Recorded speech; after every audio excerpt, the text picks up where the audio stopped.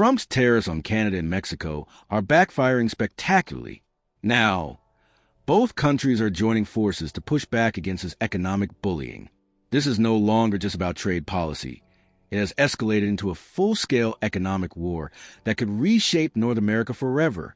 The magnitude of the crisis became undeniable when Canadian Prime Minister Mark Carney flew to Mexico City for an unprecedented summit with Mexican President Claudia Sheinbaum. Heading to Mexico this morning with the goal of expanding trade ties amid the U.S. trade war. Carney's two-day visit to Mexico City comes as both Canada and Mexico brace for the renegotiation of the continental trade deal with the U.S. Carney is expected to sign a strategic partnership agreement with Mexican President Claudia Sheinbaum. Senior government officials say the deal will cover infrastructure, trade, health, agriculture, emergency preparedness, and security. Let's bring in CTV's political commentator and the former NDP leader, Tom Mulcair. Tom, good morning to you. Good to see you. Good to be with you, Marcia. All right, so a quick trip to Mexico following a few days back in the House of Commons, which we will get to you. But give us your thoughts on this trip and what it says to you about the Prime Minister's priorities. How does this fall in line with his agenda? There's an old saying that misery loves company, and to the extent that the Mexicans are stuck on one side of the border with Donald Trump and the total chaos of the current American administration, it's a good idea for Prime Minister Carney to meet his vis-a-vis, President Sheinbaum, of course, of Mexico, and to start laying out some ideas as to how we will together approach the renegotiation of the Canada-U.S.-Mexico trade deal. The consultations have already started, and we're heading to a redrafting next year, so it has to be done quickly. One of the interesting things is that early on, there were voices in Canada, just as Carney was coming on to replace Trudeau, there were some people starting to say, well, maybe we should start looking at the idea of a separate deal with the U.S. And I think that Carney has decided to be very clear with Mexico that we don't want a separate deal with the Americans, that we want to continue with what was the North American Free Trade Agreement, what became the Canada-U.S.-Mexico deal. This wasn't a routine diplomatic photo op. What unfolded in Mexico City this week marks a fundamental shift in how America's neighbors are responding to Trump's aggressive trade policies. The two leaders signed what they're calling a comprehensive strategic partnership, one that extends far beyond traditional trade agreements. The canola industry. Based on the 340 people surveyed in Saskatchewan, that percentage rises to 68%. The survey question was part of a larger review examining several international trade issues. But generally, yeah, what we've seen is that Canadians do typically have a pretty unfavorable view of China, but I think there's also a lot of concern about the economic effects of standing up to China, and that this is potentially one of those cases where it's like, okay, well, maybe the economic effects of putting these tariffs in place are not necessarily worth it. Annual canola exports are worth billions of dollars for the prairie provinces, Saskatchewan producing more than half of Canada's canola crops. Saskatchewan's government and opposition have also expressed a desire to drop the EV tariffs if it brings relief for canola. This is a call we've been making from day one here, that the province and the feds need to be working in tandem to end those tariffs that producers are paying. The government of Saskatchewan says Premier Scott This deal includes plans for massive infrastructure projects, ports, rail corridors, and energy networks, all designed to reduce dependence on the United States. The two nations are also aligning on security cooperation, environmental protection, and, most importantly, presenting a united front against Trump's tariff threats. TO understand how we got here. We need to revisit Trump's disastrous tariff strategy. Back in February, he slapped a crippling 25% tariff on both Canada and Mexico, claiming it was about stopping fentanyl and illegal immigration. But here's what he didn't expect.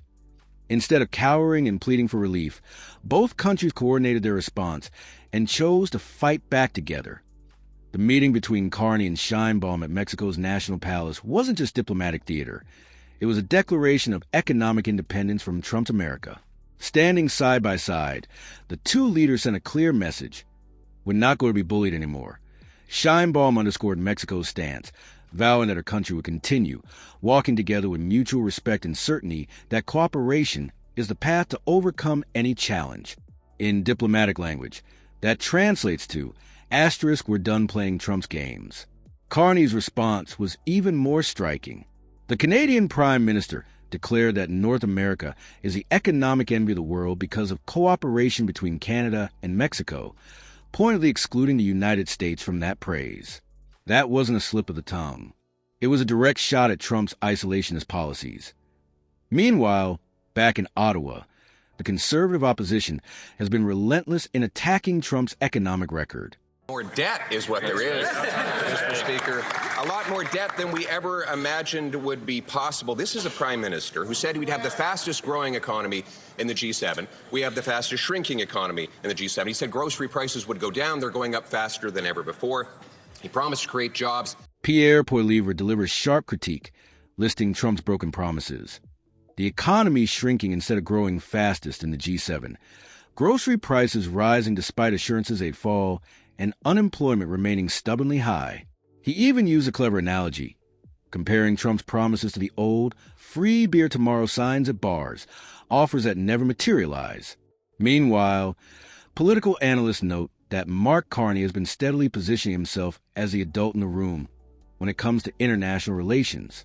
Really establish himself as the adult in the room, not only from the way that he presents himself, whether that's engaging with stakeholders or engaging with other folks like premiers around the table, but also from the policy perspective that he's bringing. And he's brought a really serious tone to Parliament or to the government, in general. So it'll be interesting to see how that plays out in the House, whether or not the Conservatives are going to shift tactics. I think it's quite different engaging with Mark Carney than it was engaging with Mr. Trudeau. And it'll be interesting to see how that actually plays out with Pierre's. Unlike the chaos and unpredictability of Trump's approach, Carney has engaged systematically with stakeholders and premiers, bringing a serious and steady tone to Canada's response to the trade crisis. This methodical strategy is paying off, as Canada forges alliances that deliberately exclude the United States. The American response to this Canada-Mexico partnership has been revealing. Just last week, U.S. Ambassador Pete Hoekstra attempted to downplay the severity of the situation. Ambassador to Canada was on the defensive in Halifax, accusing Canada of playing hardball when it comes to trade talks. Pete Hoekstra repeatedly told the Halifax Chamber of Commerce that Canada has it wrong, saying this isn't a trade war, but merely negotiations. The cabinet's now saying that we're at war with America. That doesn't help, okay? That doesn't, an American opinion, okay? Maybe in Canada saying we're at war, maybe that's something that Canadians stand up and say, yes, yes, yes, okay? We have an enemy. I don't think so. I know a little bit about Canada. Hoekstra warned calling it a war is misleading and dangerous. No, we're not at war. If the president thought he was at war with Canada, you'd see a whole different kind of relationship. And speaking at the Halifax Chamber of Commerce, U.S. Ambassador Pete Hoekstra pushed back against Canadian officials who had described the trade dispute as a war, arguing that such framing is counterproductive. Yet his warning that if Trump truly considered this a war, the situation would look drastically different, only underscored how badly the United States has mismanaged these relationships. And here's where Trump's strategy turns downright reckless. Both Canada and Mexico are preparing for the upcoming review of the United States-Mexico-Canada Agreement, USMCA, scheduled for next year, instead of negotiating from a position of strength. Trump has managed to unite America's two largest trading partners against him. Think about that. The United States' top two trade partners are now actively coordinating their strategies specifically to counter American pressure. The numbers reveal the extent of Trump's failure. Despite his bluster about sweeping 25% tariffs, only 9% of Canadian exports to the U.S. are actually subject to tariffs, with an average rate of 21%. Mexico faces slightly higher exposure at 17% of exports. But even that falls well short of the economic devastation Trump promised to unleash. Why? Because both countries have been smart enough to structure their trade relationships to minimize the damage. Here's the truly embarrassing part for Trump. His own tariff policy is boosting Canadian and Mexican businesses. Economic analysis shows that because Trump has imposed even higher tariffs on China and other countries, Mexican and Canadian exporters are actually becoming more competitive in the U.S. market. Trump's tariffs are literally strengthening North America, but not in the way he intended. The energy sector is a prime example of this miscalculation, and conservative House Leader Andrew Scheer has been especially vocal about it. No. It seems like they're getting rid of half of those. Yeah. They've refused to repeal the No More Pipelines bill. They've refused to repeal the shipping ban, which basically means only Canadian energy cannot be shipped off our western coast. Other countries' energy can go up and down the coast. Only Canadians can. They've refused to repeal the impact assessment regime that they built, which was designed to get to a no. They vetoed Northern Gateway. They layered on all kinds of rules and regulations on the energy sector. And as a result, tens of billions of dollars have fled into other countries. The United States has signed over deals worth over $750 billion on LNG alone. But that's something that Canada could have done, and then we wouldn't be talking about a massive contraction. So between the spending that's being increased, we would still be talking about contraction given our dependence on the States. We would have been able to diversify. Northern Gateway would have helped us diversify off of the American economy. Trudeau canceled that. Carney cheered for that. He cheered on and applauded Justin Trudeau for doing that. So Canada, after 10 years of Liberal government, is more dependent on the United States for our exports. It's actually the same. It's 75% of our exports then, 75% of our exports now. No, but when you consider what it could have been, I mean, Northern Gateway was a real opportunity to get Canadian energy into Asian markets. But it lost in the courts. No. Justin Trudeau vetoed that. No, it lost in the courts decided, and then Trudeau decided not to fight it. He didn't appeal the decision from the court. Well, you say tomato, I say tomato. Justin Trudeau had the ability to see that pipeline through. He did not want it. I remember his speech when he explained the reason why he did not want Northern Gateway to proceed, despite the fact that there were multiple partnerships agreements signed by First Nations communities along the way, despite the fact it would have opened up Asian markets. He also stacked the deck against energy. He argues that Trump's anti-energy development policies have chased away billions in investment, blocked projects like the Northern Gateway pipeline that could have diversified Canada's economy away from U.S. dependence and weakened Canada's fiscal capacity. Ironically, these very policies have pushed Canada to accelerate partnerships with Mexico and other nations. Thanks to the USMCA exemptions both countries negotiated, the vast majority of their trade with the United States remains tariff-free. Over 85% of Canada, U.S., trade, and 84% of Mexico, U.S., trade continues without being hit by Trump's punitive tariffs. Meanwhile, American consumers are the ones paying the price. Facing higher costs on everything from energy to manufactured goods, Trump's escalation strategy has been equally disastrous. When Canada imposed retaliatory tariffs, Trump threw a tantrum, raising his own tariffs from 25% to 35%. When that didn't work, he threatened even more increases. But instead of forcing Canada to submit, this only handed Prime Minister Carney more ammunition for his political campaign against Conservative leader Pierre Poilievre, whom Trump foolishly endorsed. The timing of the Canada-Mexico alliance couldn't be worse for Trump. Public consultations on the future of the USMCA began this week, setting the stage for next year's formal review. Instead of entering negotiations with compliant partners desperate for U.S. market access, Trump now faces a coordinated bloc of countries that have spent months preparing their defense against his economic aggression. Carney and Sheinbaum have been very explicit about their strategy. They're no longer competing for Trump's favor. As Carney put it, asterisk, we will move forward together. Asterisk in diplomatic terms. That means we're done letting Trump play us against each other. This marks a fundamental shift in North American trade dynamics, one Trump clearly failed to anticipate. But the real disaster for Trump lies in what this means for American workers and businesses. The automotive industry, deeply reliant on integrated North American supply chains, is already suffering. Trump was forced to carve out special exemptions for auto imports because his own tariffs were destroying U.S. manufacturing jobs. Energy markets are in chaos, too, as Trump's tariffs on Canadian energy exports drive up costs for American consumers.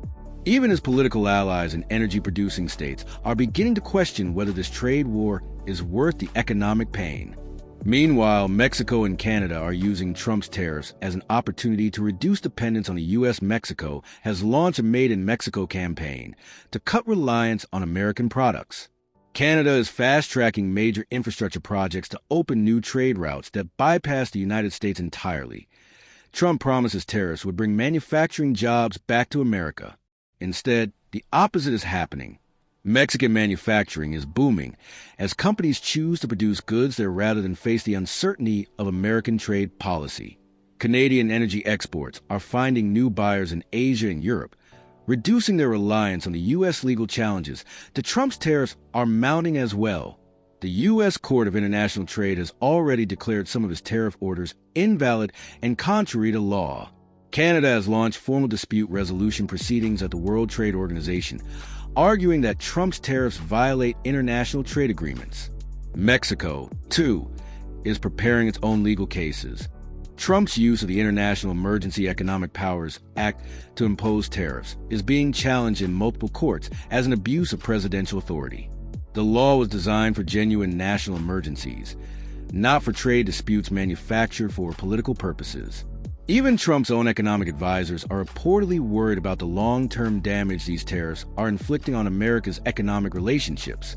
The alliance between Canada and Mexico that emerged from this week's meeting represents precisely the kind of coordinated international response that trade wars are meant to prevent, not create.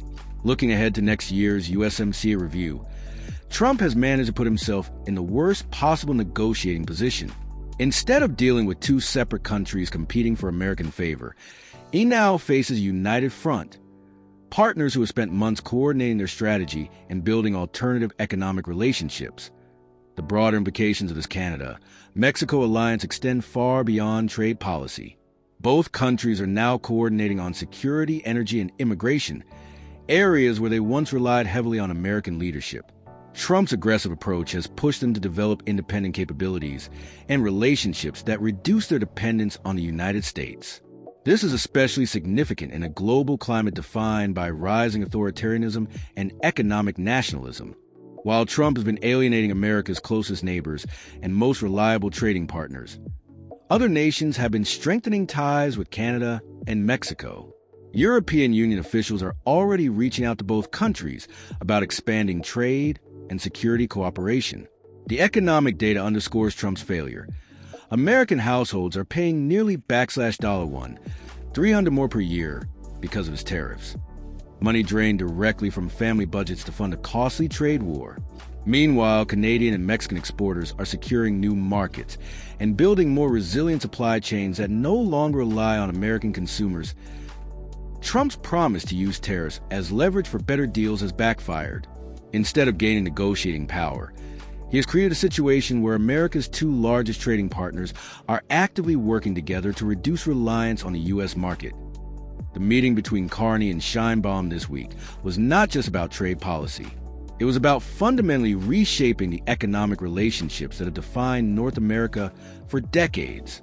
The fact that both leaders felt confident enough to publicly declare their intention to work together, despite Trump's threats of retaliation, shows just how much the balance of power has shifted. Trump's trade war, meant to showcase American strength, has instead exposed American weakness and isolation. Instead, it has exposed the limits of American economic leverage and driven key allies into a defensive alliance against U.S. policy. The Canada-Mexico partnership, forged in response to Trump's economic aggression, represents a new model for how nations can resist American economic bullying while simultaneously strengthening their ties with one another. And as the formal USMCA review process approaches next year, Trump will not be negotiating with two separate countries, seeking the best possible deal from Washington. Instead, he will face a coordinated bloc of partners who have already proven their willingness to resist American pressure. The economic and political consequences of this shift will reverberate for years to come, regardless of who occupies the White House. Trump's tariff strategy has not only failed to deliver on its stated goals, it has actively undermined American economic interests and created precisely the kind of anti-American alliance that past presidents worked tirelessly to avoid. The meeting in Mexico City this week may well be remembered as the moment Trump's trade war officially backfired, ushering in a stronger, more independent North America that no longer automatically defers to American economic leadership.